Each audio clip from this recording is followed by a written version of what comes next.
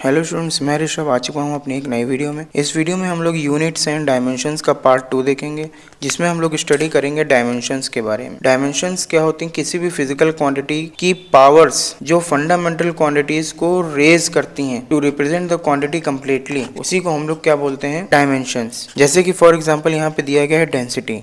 अब डेंसिटी का फॉर्मूला तो हम सब ने पढ़ा है, मास अपॉन वॉल्यूम। लेकिन अगर हम लोग इस डायमेंशनल फॉर्मूले को देखें तो हम लोग सबसे पहले वॉल्यूम को लेंथ में तोड़ेंगे। वॉल्यूम का फॉर्मूला क्या होता है? Length into length into length. तो यहाँ पे क्या हो जाएगा? Length cube. अब डेंसिटी का जो मेन डायमेंशनल फॉर्मूला बन रहा है वो मास की पावर 1 और लेंथ की पावर -3। इस तरीके से हम लोग डायमेंशनल फॉर्मूले को स्टडी करते हैं। अब यहाँ पे आप लोग देख पा रहे हैं कुछ फंडामेंटल क्वांटिटीज हैं और उन्हीं फंडामेंटल क्वांटिटीज की कुछ डायमेंशनल सिंबल हैं। जैसे लेंथ को कैपिटल L, मास को कैपिटल M, टाइम को कैपिटल T, टेम्परेचर को कैपिटल K या फिर थीटा, फिर इलेक्ट्रिक करंट को कैपिटल A, ल्यूमिनस इंटेंसिटी को CD और अमाउंट ऑफ सब्सटेंस को मोल से रिप्रेजेंट करते हैं। और एक चीज यहाँ पे आप नोटिस कर सकते हैं कि जितनी भी डायमेंशनल सिंबल है उन सब के साइड में बिग स्क्वायर ब्रैकेट्स का यूज किया गया है। यहाँ पे आप किसी भी तरीके के अलग ब्रैकेट्स को यूज नहीं कर सकते, ना ही आप कर्ली ब्रैकेट्स को यूज कर सकते हैं, ना ही आप स्मॉल ब्रैकेट को यूज कर सकते हैं। सिर्फ आपको बिग ब्रैकेट्स का ही यूज करना है। नेक्स्ट बात करते हैं हम लोग डायमेंशनल फॉर्मूला की। तो डायमेंशनल फॉर्मूला क्या है?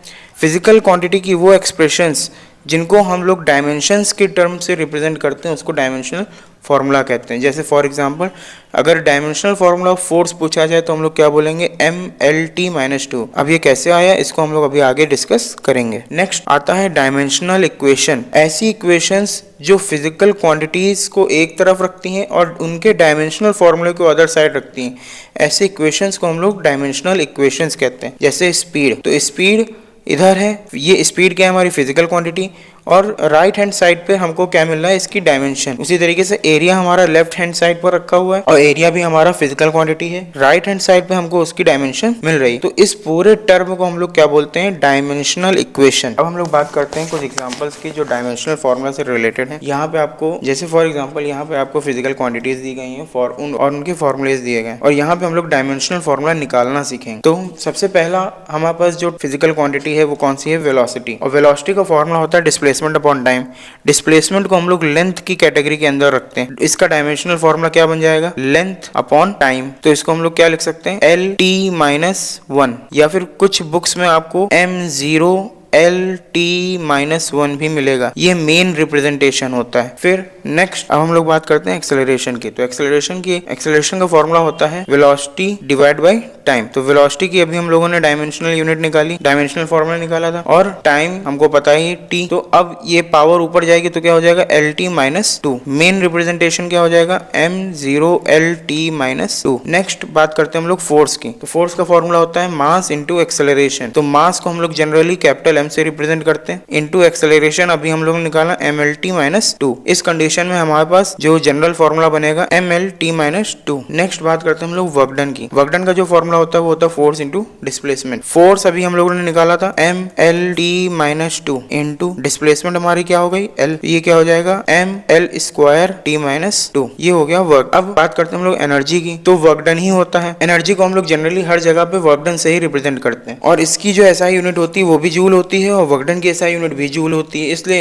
इसके डायमेंशनल फॉर्मूला भी सेम होगा। नेक्स्ट बात करते हैं हम लोग टॉर्क की। टॉर्क का फॉर्मूला होता है फोर्स इंटू परपेंडिकुलर डिस्प्लेसमेंट। यानी फोर्स अभी हम लोगों ने पढ़ा था MLT-2 और डिस्प्लेसमेंट हमारे पास L, तो सेम क्या हो जाएगा? ML²T-2। तो आप देख सकते हैं कि वर्क डन, एनर्जी और टॉर्क तीनों का डायमेंशनल फॉर्मूला सेम है। तो अलग अलग फिजिकल क्वांटिटीज के डायमेंशनल फॉर्मूला सेम हो सकता है, जरूरी नहीं है कि डायमेंशनल फॉर्मूला से सेम फिजिकल क्वांटिटी आपको मिले। उसी तरीके से नेक्स्ट हम लोग बात करते हैं पावर की। तो पावर का जो फॉर्मूला होता है वर्क डन अपॉन टाइम। तो work done ML²T-2 divide by time. तो हमको क्या मिल जाएगा? ML²T-3। ये हमको पावर मिल जाएगा। फिर बात करते हैं हम लोग मोमेंटम। तो मोमेंटम का फॉर्मूला होता है मास इंटू वेलोसिटी। मास को रिप्रेजेंट करेंगे कैपिटल M से, वेलोसिटी LT-1 क्या हो जाएगा? MLT-1। फिर बात करते हैं हम लोग इम्पल्स की। तो इम्पल्स का फॉर्मूला होता है फोर्स इंटू टाइम। तो फोर्स MLT-2 इंटू टाइम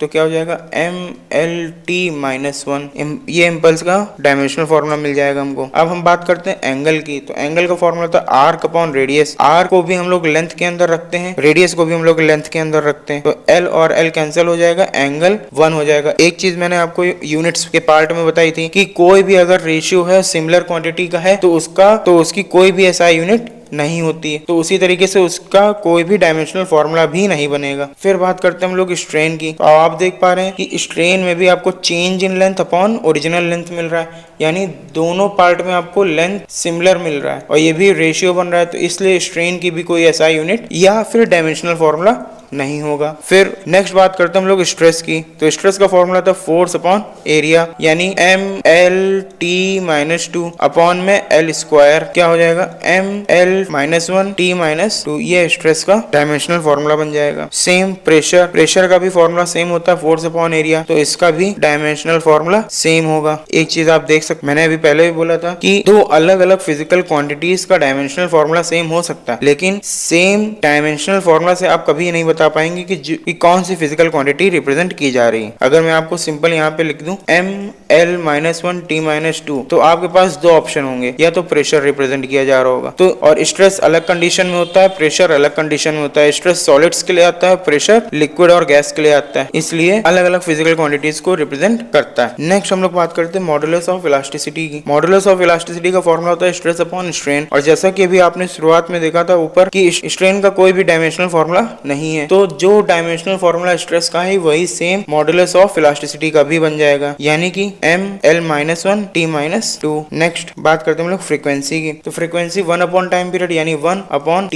यानी कि क्या हो जाएगा M0L0T-1। नेक्स्ट बात करते हैं हम लोग मोमेंट ऑफ इनर्शिया, तो मोमेंट ऑफ इनर्शिया का फॉर्मूला होता है मास इंटू डिस्टेंस का स्क्वायर, यानी मास यानी m इंटू डिस्टेंस यानी L का स्क्वायर, तो हमको क्या मिलेगा ML2T0। फिर surface tension force upon length, यानी कि MLT-2 divide by length L से L कैंसिल हो गया, क्या मिला ML0T-2। फिर ग्रेविटेशनल कांस्टेंट G, इसका फॉर्मूला होता है फोर्स इंटू डिस्टेंस का स्क्वायर अपॉन मास स्क्वायर, यानी MLT-2, ये फोर्स की डायमेंशनल फॉर्मूला, फिर डिस्टेंस यानी L स्क्वायर अपॉन में मास m स्क्वायर। अब क्या हो जाएगा M इनवर्स L3T-2, ये आपका ग्रेविटेशनल कांस्टेंट कैपिटल G का डायमेंशनल फॉर्मूला मिल जाएगा हमको। फिर बात करते इलेक्ट्रिक चार्ज की, तो इलेक्ट्रिक चार्ज का फॉर्मूला होता है इलेक्ट्रिक करंट इंटू टाइम, यानी कि I इंटू टी, और I हमारा फंडामेंटल क्वांटिटी, तो फंडामेंटल क्वांटिटी इलेक्ट्रिक चार्ज का डायमेंशनल फॉर्मूला क्या है A इंटू टाइम का T, तो ये क्या बन जाएगा M0L0T और A, शॉर्ट में इसको हम लोग AT भी लिखेंगे। Thank you.